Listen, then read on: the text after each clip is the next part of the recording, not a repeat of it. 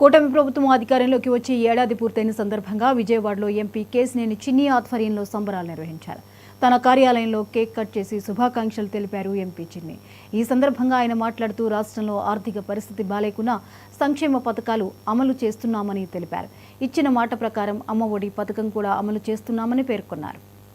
యువగళం ప్రతినిధి నారా లోకేష్ గారికి ముందుగా తెలుగుదేశం విజయవాడ పార్టీ నాయకులు కార్యకర్తలు కూటమి నాయకులు కార్యకర్తలు తరఫున వారికి ధన్యవాదాలు తెలుపుతున్నాం.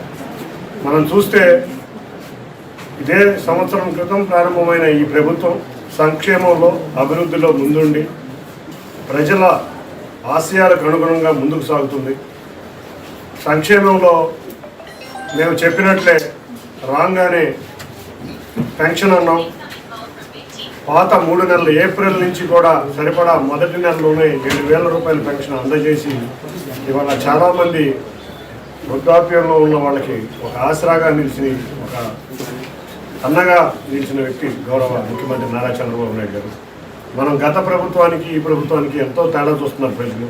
పెన్షన్ అని గత ప్రభుత్వం చెప్పి 3,000 చేస్తామని 4 సంవత్సరాలు కూడా పూర్తి చేయగలిగిన రోజుల్లో ఆర్థిక పరిస్థితి భారంగా ఉన్న ప్రతి నెల మొదటి రోజు పెన్షన్ 4,000 రూపాయలు మొదటి రోజు నుంచి అందించి ఇవాళ మా ప్రభుత్వం సంక్షేమంలో ముందున్నట్టు మేము నిరూపించుకున్నాం. అంతేకాకుండా మేము చెప్పిన సూపర్ 6 పథకాలు అన్నా క్యాంటీన్లు రాగానే అన్నా క్యాంటీన్లు ప్రారంభిస్తాము. అన్నా క్యాంటీన్లు ప్రారంభించాం. ప్రతి మహిళకి 3